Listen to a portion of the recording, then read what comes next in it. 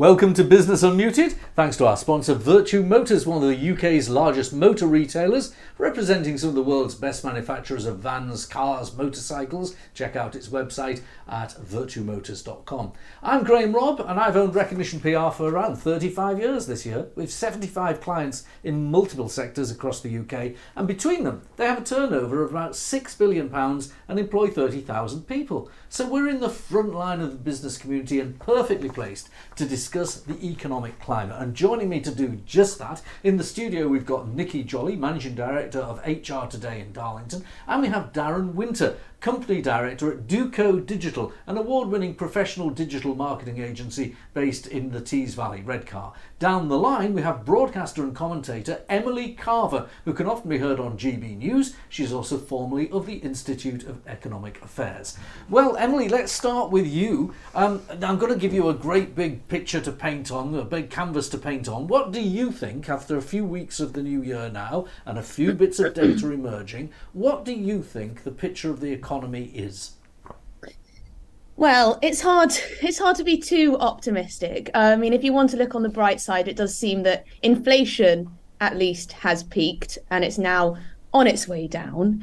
So that's something to be happy about, and that's something that businesses should be ever so slightly optimistic about. However, we've also seen that the government is borrowing at a record amount once again. That's due to the energy support schemes and also interest on government debt. So hopefully that will also be on its way down very soon if global energy prices go down and if those interest payments can be spread over many years, which I believe they can be. I'm disappointed. I've seen that in terms of our tax competitiveness in this country, we are falling well down the league tables from this year. I believe we're now going to be 30th out of 38 OECD countries, down from number 5, which is pretty terrible. I think the government has made a mistake in wanting to raise corporation tax and many other taxes as well. But that's a big one when it comes to business, of course. And I think that will have a very damaging effect on the economy going forward. I'm also concerned about reports recently that many people with quite a bit of cash or with high salaries are leaving the country. A lot of young people also seem to have given up on living here, which is pretty bleak. I hope that people will stay here. I think there's lots to be proud of in this country, and there's a lot going on, but it does seem like the mood may be going in that direction, not least because of housing costs and the cost of living in general in this country, always on the rise, it seems. So a mixed picture, I'd say. Okay, well, I think that's a balanced view. I'm going to conjure up the inner optimism in me. Conjure it up and just say, look, also, we've got virtual full employment, and also, although the government's borrowing obscene amounts of money, like they make your teeth itch, the amount that they're borrowing, it's less money than it was predicted to be. Yes. Which is a shock to the system. And also, everyone was saying we'd be in recession now, and it's quite possible we won't be, because the sales over Christmas were a bit better than everybody thought. And also, I keep bumping into people in business who are saying, well, my business isn't doing too badly and I'm planning to grow. And it seems to me that if only the politicians and the commentariat would just get this, that no matter what the picture of the economy from the data from last year or the Office of National Statistics or the Purchasing Managers Index, whatever is published in the data, the future is depending on us, isn't it? It's actually depending on our hard work and enterprise. You know, there was a quote published from Margaret Thatcher in one of the newspapers over the weekend that said, for everyone looking on the horizon for the economic upturn, if you're in business, you may be the upturn. Well, this is what I wrote in an article the other day for The Independent, actually, is that Rishi Sunak and the cabinet know full well that economic growth will not come from their decisions necessarily, but it will come from, as you say, the hard work and graft of people. So they need to make it as easy as possible for people to start a business, run a business, employ people and turn a good profit. Yeah, I know I've stretched every sinew there to be positive. I think you give me a bit of credit for that. But on the negative, there are some things that the government needs to perhaps address itself to. Some are practical. I've bumped into a number of firms that have COVID loans recently, and there's a bit of worry about this because the COVID guarantee, the government guarantees the COVID loans. They say, well, you took the COVID loan, if all goes wrong, we'll guarantee. The government guarantees run out in December this year for some of these COVID loans, and they need to be refinanced. So I know a business that took out more than 20 million of COVID loans, has paid off half of them, or will have by the end of the year, and will need to refinance the other half by adding it onto their existing borrowing. But the bank is saying, well, hang on, the economy's not growing quite so much, interest rates are higher, and it's not as affordable. A bit like trying to refinance your student loan with your mortgage. The building society is saying no, which it probably would. But perhaps the government needs to just have another look-see at the COVID loans. What do you think, Emily, and what do you think on that, Nikki? Emily first. Well, I think it's going to be extremely difficult for businesses with all the costs that are going up at the moment. If COVID loans, the government probably, if what you say is true, and people are really struggling, and it doesn't seem particularly fair in the way that it's going forward, then perhaps that is something that the government should have another look at. We know that the government lost a huge amount of money through fraud of one kind and another. If they can make it easier for businesses who are showing that they want to repay the money, and they are repaying the money, but they need to have it in a slightly less onerous way, then perhaps that's a good thing. I hear some commentators saying some of the cost of living crisis should be paid to workers from profits, but profits being eroded by, I've just said COVID loans, interest rates, they're being eroded by high energy costs, they're being eroded in some cases by minimum wage. A lot of businesses I've noticed in the north, as part of the consequence of us levelling up the north, the business rate review has resulted in higher business rates. And those are things that are slightly outside of business control, never mind the actual economy. And those are the things that Jeremy Hunt should be taking into account when he's looking at his taxation policy and his spending policy. I haven't let you have a say on this, Nikki. Let's bring you in. I mean, I do think businesses need more support. We've had a lot of support, and now it's kind of grabbing and taking it all back. But they need to think of the bigger picture. We are the ones that are turning this around. We're the ones that are going to support the economy moving forward. And just to say you owe this money back and no, you can't borrow, well, where does that leave the company? It's not appropriate. They need to look at measures for the genuine cases. We had a brief discussion before this that if people are genuinely showing demonstration of paying this back, then they are intending to pay it back. They need a little bit more time. Yes. So the moral hazard has to. You can't just dole it out or continue it. You've got to say, well, all right. If you want a loan extension or you want some kind of government support, you've got to demonstrate some goodwill. Exactly. Yes. Okay. Well, let's just extend the conversation to what you're seeing in the workplace generally, because you handle the HR, not PR. I'm PR. You're human resources. Are you getting a lot of calls from people to say, look, redundancies are on the horizon, we need to alter contracts? Is it there's still a recruitment problem? To be fair, I anticipated redundancies. We offered training and seminars before Christmas. One person turned up. We offered it again this year, and we've rescheduled it. So my prediction was that at some point, ACAS did a big survey last year that said 1 in 5 companies will be making redundancies this year. We're not seeing it. I deal with 77 companies across the UK at the moment, and I would say my clients are growing. They're not shrinking. They are being cost conscious. They're absolutely putting the pressure on. Can we do anything with costs? What can we do? I don't want to go into the next tier of pricing. How can we manage that? And we're working with our clients. So definitely a cost crunch, because they're getting cost increased everywhere. But I would say a good third of our clients are growing. And they anticipate growth this year. So I think the outlook from businesses is this is actually a good year to grow, and it's positive. And the costs are being paid for in different ways. They'll be paid for by lower profits and lower investment, maybe. Yes, possibly. Yeah. Okay, Darren, what's your view? And what are you seeing in your own business? Well, I'm just picking up from what Nikki was just saying there, that it wasn't really too long ago, so about 18 months ago, there was a massive skills shortage. And I think that's still continuing. And I think, like, from a company perspective, is that they understand how much cost it takes to attract really good talent. So then to let it go after like 12 to 18 months, then there may be other options in the business for these people. And if you let these people go, it's very difficult to get them back again. Yeah, and then going back to what Emily was saying, that the country as a whole is losing talent. We are losing people in digital skills. That's the sector that I'm in, and particularly technology. So, at the moment, the government brought out their AI strategy along with other governments around the world over the last 2 years. And it's very difficult now to get those going because we don't necessarily have the skills, to hand. So we're very reliant on younger people coming through from university or still trying to attract talent from overseas, but it's really difficult. Not as really a political thing, but with Brexit now to try and get people back into the UK that have these skills to enable us to have a competitive advantage.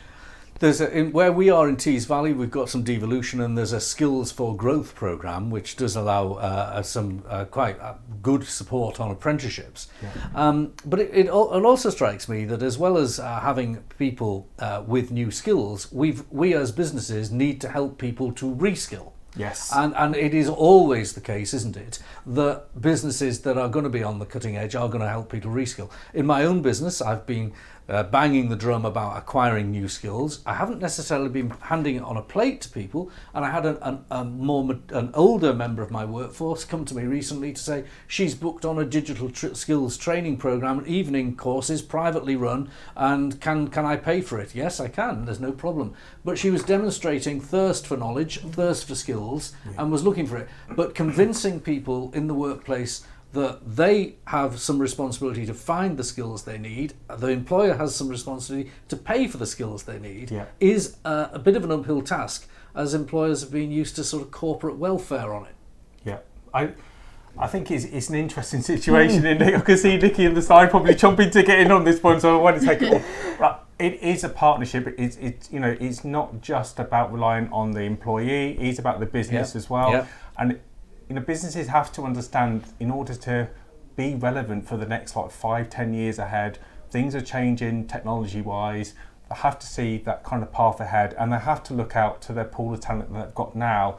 Just having an empty checkbook just to buy the talent in may not be an option. Mm-hmm. So upskilling, like you say, your workforce is very, very clever and way multi-skilling. And multi-skilling. None of us do just one job anymore. Yeah. Everybody has to do 2 or 3 jobs.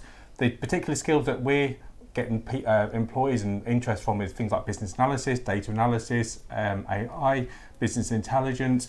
So this is the next form. A lot of the apprenticeships that you mentioned has all been kind of centred around digital skills, and now we're pretty competitive in that sector now compared to most countries. But the next big thing is data analysis, and it's now we've got this data. What do we do with it? How do we understand it? How do we interpret that to make business decisions? And that's a tough one. And here you are in Teesside levelling up, because this is not a. I've been working in Teesside since 1980. That's what goodness me, it's 43 years this year I've been in the workplace. When I went into the workplace, it was as an industrial apprenticeship, and that was that. Yeah. What you've just been talking about, these jobs didn't exist. I know Nikki wants to get in, but Emily's down the line, so let's get her in first. What do you think about this whole range of things that's been thrown out in that part of the conversation? What's your thoughts on those? Well, I think it's very interesting. I have experience of working in a big corporate PR firm where I worked for the first 2 years after I graduated. And then I worked for an MP, which obviously was a very small office. And then I worked at the Institute of Economic Affairs. And what was very interesting was, particularly during the pandemic, when people wanted to be cost conscious, as Nikki said, there was a lot of upskilling, a lot of reskilling, a lot of taking on jobs that you hadn't done before, a lot of training. It did require a lot of self-start. But as a line manager, I think it's about trying to find what makes your employees or those you manage tick. And, you can give someone something boring to do as long as they have something that they do find engaging and they find fulfilling to do at the same time. And I mean, I myself suddenly found myself editing videos and using Photoshop and all sorts of things that I'd never used before, marketing devices and all data analysis and things like that. So I think it's up to employers and, of course, employees to work together to come up with some kind of plan. I was looking online and there's all sorts of new trends of how people are going to be upskilling in the next year, things to do with AI, lots of online learning, of course. What I would say, I do think it is just one thing, is the work from home culture. I do think is a little bit of a shame for younger people who don't benefit from the the family life benefits. Yeah. And I personally have always loved working with people who have been older than me. I've enjoyed learning from them, Skills cascade down in conversation, exactly, don't skills they? cascade. And you also teach people, older people might not know how to use the latest marketing tools in the way you do, and so it works both ways. So I do think it's a shame if we lose that in some companies. Now, there are we've been talking about marketing, digital and analysis and so on that you've been talking about, Emily, but I was at a very big meeting of businesses in the North just last week. I was chairing a panel and there was well over 150 businesses in the room, and there was a fella put his hand up. He said to the panel, he said, look, I run an electrical business. I need electricians. I need people who can wire a plug. I need people who want to go through the competencies. I'll train them. I'll give them an apprenticeship, but I can't find anyone that does it because no young people want to enter it, and the people that are in it are taking early retirement. So there's a real skill shortage in some of these practical things, and that's where the crunch is. And maybe we need to import people. Now, I can make a case that is corporate welfare. I can make a case he should be training, and he would probably agree with me, apart from the fact that he doesn't have anyone to train. Emily, any view on that? Yes, I think this is a difficult one because politicians, the sticking plaster is just to import people from outside. Yes. And of course, people who were against Brexit, this is one of the big things that they can point to as one of the failures of Brexit, the end of free movement, which did allow people to come over and take these jobs that otherwise weren't filled. However, we've also seen stats that show there are so many people of working age who are economically inactive. I refuse to believe that all of those people cannot work and will not work and won't be able to find something that they can do and can be fulfilled by. So I would like more and more emphasis to be on training people who are already here, people who are going through our school system. If our school system isn't giving people the skills they need, we need to obviously rethink and better our schooling system and so on. But I do think it's a bit of a cop-out just to bring people in from abroad while we have so many people who are economically inactive here already. And Nikki, what's your view on this? I would agree with that. I think the benefit system needs to be looked at. There's a lot of people on benefits that could work. I know when Michelle Cooper was in here last time, there are economic issues of getting those people to work, but I think we could reform that in the sense of if you're signing on, you have to do something, whether that's reskilling, whether that's getting out there and doing apprenticeships. I think there's a lot that could be done in that area because there are people here. I think there's a mix that could be had. There were so many topics that I could talk forever.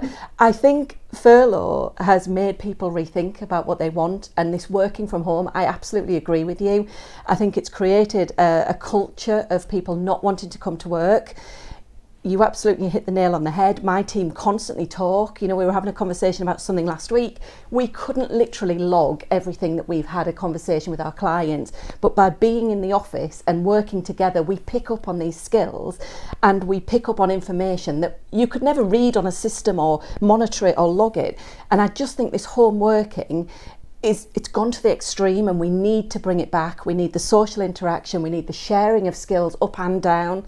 And I think there's a big reform that we could do, and unfortunately the home working went one way, and it allowed people to reassess. Furlough allowed people to reassess to say, actually, I don't need as much money, I don't want to work as long as I used to, and I can live on less. And so that there's lots of things that we just need to try and bring back together and work on, because the resource is there. We just need to change people's mindsets, and we need to get them back into work, working together, multi-skilling. I love the fact that your employee has gone and done that and you're paying. There's a big expectation from I say younger, I don't want to stereotype, but there is this big expectation that the employer will pay for everything. Everything's done in work time.